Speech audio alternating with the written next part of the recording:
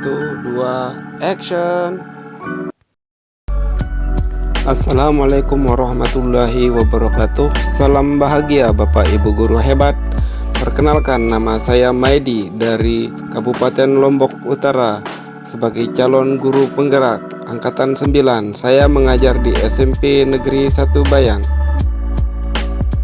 Pada video kali ini saya akan memaparkan tentang refleksi dan kesimpulan pemikiran Ki Hajar Dewantara pada modul 1.1 koneksi antar materi.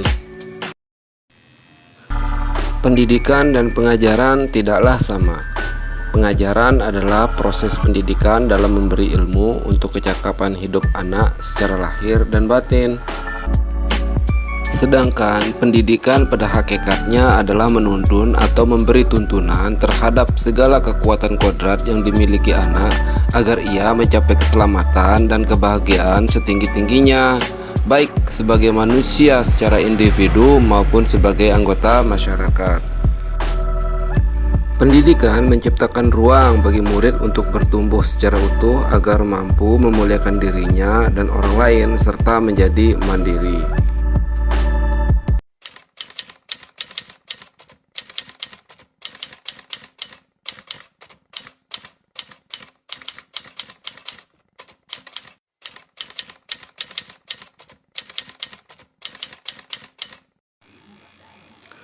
Kalau saya ditanya apa yang saya percaya tentang murid dan pembelajaran di kelas sebelum saya mempelajari modul 1.1, sebelum mempelajari modul 1.1, pembelajaran yang saya lakukan adalah hanya sebatas transfer materi pelajaran saja, karena saya menganggap ketuntasan dalam penyampaian materi lebih penting daripada memahami karakteristik murid.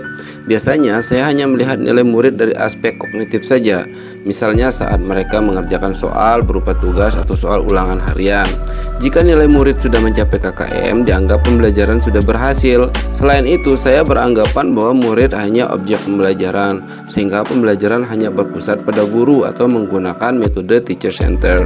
Sebelumnya, saya tidak mempedulikan apakah murid sudah benar-benar paham dari apa yang sudah saya ajarkan, karena fokus utama saya hanya fokus pada ketercapaian materi, mengingat materi yang saya ajarkan cukup padat pada setiap semesternya. Saya pun hanya meminta siswa hanya menghafal materi yang saya ajarkan, tanpa memikirkan agar bagaimana materi tersebut dapat dipahami dengan sepenuhnya, sehingga saya pun sering merasa gagal atau mengeluh jika banyak murid yang tidak tuntas setelah melakukan evaluasi.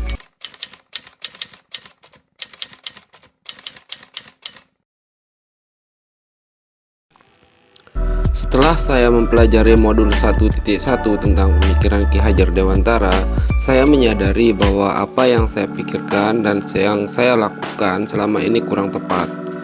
Saya menyadari bahwa seharusnya saya melakukan proses pembelajaran secara menyeluruh, bukan hanya aspek kognitif saja, tetapi juga aspek yang lain seperti aspek afektif, psikomotorik, spiritual, sosial, dan aspek budaya.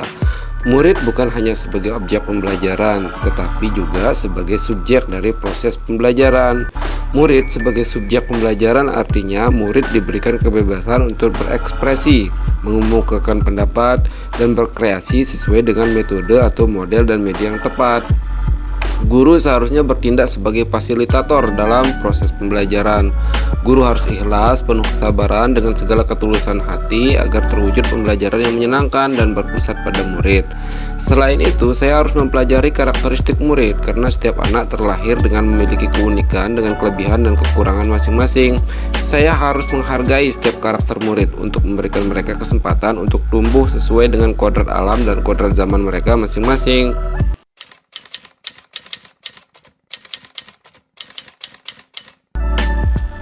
Yang dapat segera saya terapkan dalam pembelajaran di kelas yaitu: pertama, merancang pembelajaran yang interaktif dan menyenangkan dengan melibatkan murid sesuai dengan metode student center.